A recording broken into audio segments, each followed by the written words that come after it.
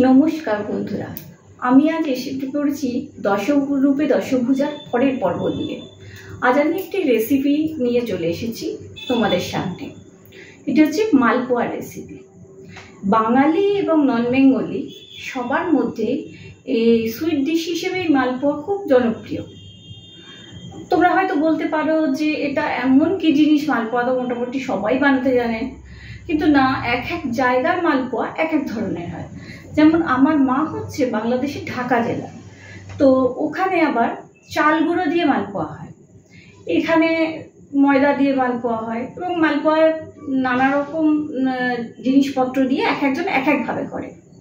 আমার হাতের মালপোয়া আমার বাড়ির লোক, আত্মীয় স্বজন, বন্ধু বান্ধব সবাই খেতে খুব ভালোবাসে। এবং মালপোয়াটি আমারও একটি খুব প্রিয় জিনিস, কারণ বাড়িতে হঠাৎ যদি কোনো গেস্ট চলে আসে তখন হয়তো কিছুই থাকে না, তো সেই সময় চটজলদি তাদের বানিয়ে পরিবেশন করার জন্য মালপোয়া একটা খুব ভালো জিনিস আর কি। তারাও, যাদের দেওয়া হয় তারাও খুশি হয়, আর চটজলদি বানানোও যায়। আমি তো পুজোতে পর্যন্ত, যেমন গণেশ চতুর্থী, ধনতেরাস বা লক্ষ্মী পুজো, সেগুলোতেও আমি প্রসাদ হিসেবে মালপোয়া দিই ঠাকুরকে। আর মালপোয়া বললেই আমার খুব মজা লাগে একটি কথা মনে পড়লে, যে আমি নই, সব বাঙালিরই হয়তো মনে পড়ে। বাংলা সিনেমার একটি ডায়লগ আপনাদের নিশ্চয়ই মনে পড়বে, ৭৪ ভানু বন্দ্যোপাধ্যায় সেই বিখ্যাত মন্তব্য, মাসিমা মালপো খামো। তো যাই হোক, আজকে মালপোয়া রেসিপি শুরু করছি, চলুন দেখাই। মালপোয়া করতে আমার লাগছে ময়দা, সুজি, চিনি, কাজু কিশমিশ, দুধ, মৌরি, এটা হচ্ছে আমুল গুঁড়ো দুধের যে প্যাকেট, বেকিং পাউডার, ভাজার জন্য সাদা তেল, জল, এবং যেটি আমার আজকে নেই, আমি দিতে পারলাম না, সেটি হচ্ছে নারকেল। আচ্ছা, এবার আমি শুরু করছি। একটি প্রথমে বড় বাটি নিলাম। বাটিতে এই যে কাপটা দেখছেন, এই কাপের মাপ অনুযায়ী এতে 1.5 কাপের মতো ময়দা আছে। ময়দাটি ঢেলে দিলাম।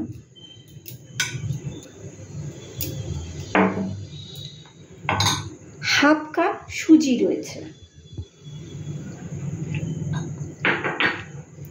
কাজু কিশমিশ এর মধ্যে দিয়ে দিলাম। কিছুটা মৌরি দিয়ে দিলাম, মৌরি একটু বেশিই দিলাম। আচ্ছা, এবার হচ্ছে 1 বাটি দুধ রয়েছে, এটি প্যাকেটের দুধ, এটি দিয়ে দিলাম গোলার জন্যে। এটাতে 1.25 কাপ চিনি রয়েছে, ওই একই কাপের মাপ অনুযায়ী এটি দিলাম।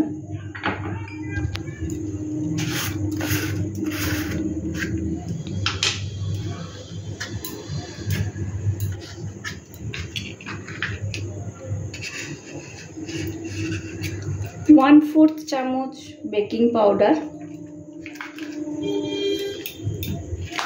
এবং এই আমুল মিল্ক যে পাউডারের 10 টাকার পাউচগুলো হয় সেটি, যেহেতু আমি অনেকটা দুধ এমনিতেই দিয়েছি সেই জন্য 1 প্যাকেট পুরো লাগবে না, হাফ প্যাকেটের মতো সেটি দিয়ে দিলাম এর সাথে। এবং এর সাথে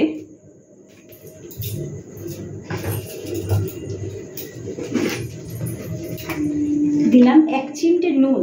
যেহেতু মিষ্টি জিনিস, একটু নুন না দিলে টেস্টটা ঠিক আসে না।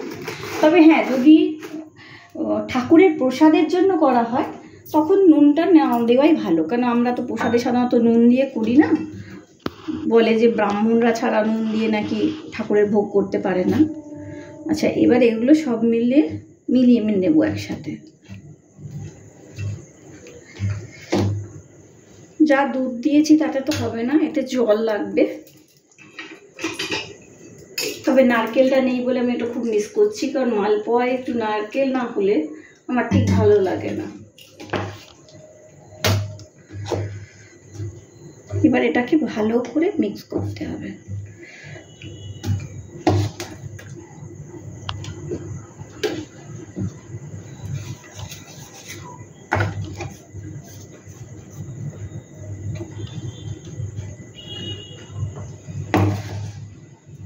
এইভাবে মিক্স করে এই মিক্সচারটিকে আধ ঘন্টার মতো যদি রেখে দেওয়া যায় খুব ভালো, কারণ চিনিটিও গুলে যাবে আর বেকিং পাউডারের জন্য এটি নরম হওয়ার সুযোগ পাবে, তাই আমাদের একটু সময় দিতে হবে। আমি এটিকে গুলে এখন আধ ঘন্টা রেখে দেব। এবার আমি গ্যাসটা জ্বালিয়ে দিলাম, গ্যাসে তেলটা দিয়ে দিয়েছি কড়াইয়ের মধ্যে। এবার এটা গরম হোক।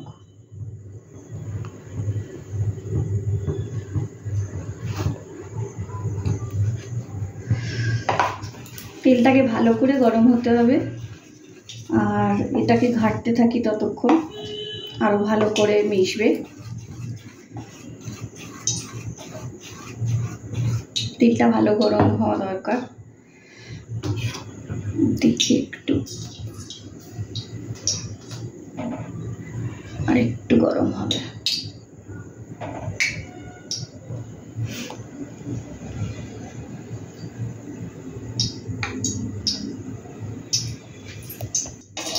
ভগবানকে তো দেখাচ্ছি।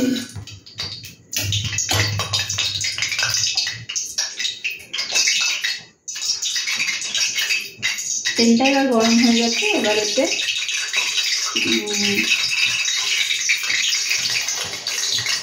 গোলাটা দিয়ে দিলাম মালপোয়া।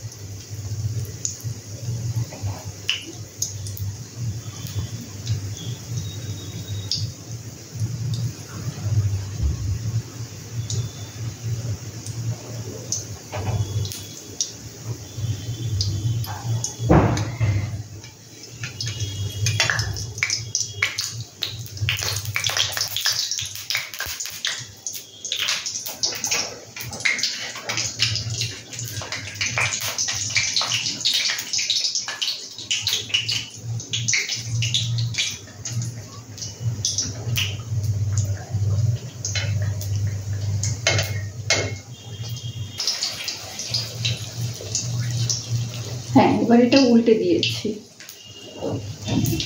একটু বাড়ানো কমানো করতে হবে, কারণ যদি কন্টিনিউ বাড়িয়ে রাখি তাহলে পুড়ে যেত। তাই জন্য আমি প্রথমে একটু কমিয়ে দিয়েছিলাম।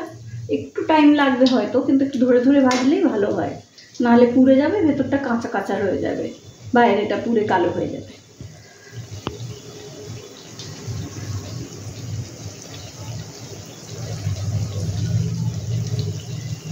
বেকিং পাউডার দেওয়ার জন্যে এটা একটু ফুলে ফুলে উঠেছে। তবে হ্যাঁ, ওই অন্য মিষ্টির দোকান ফোকানে যেগুলো দেখতে পান ওরকম কিন্তু ফুলবে না, কারণ ওরা তো ময়দার সাথে প্রায় কিছুই দেয় না মৌরি ছাড়া। আর যত কাজু কিশমিশ বা নারকেল পড়বে তত জিনিসটা ভারী হয়, তো ভারী হওয়ার জন্যে এটা অত ফুলে উঠবে না, কিছু না দিলে বরং ফুলবে। আচ্ছা, এটি হয়ে গেছে।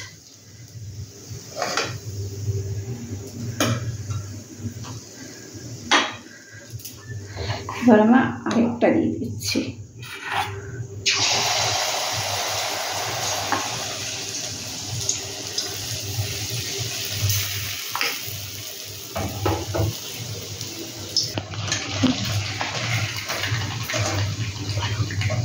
এটাও হয়ে গেছে, এখানে রাখলাম।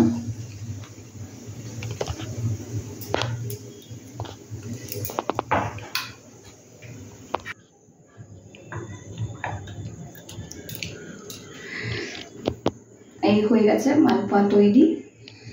এবার খাওয়ার অপেক্ষা, করে দেখতে পারেন কেমন লাগে।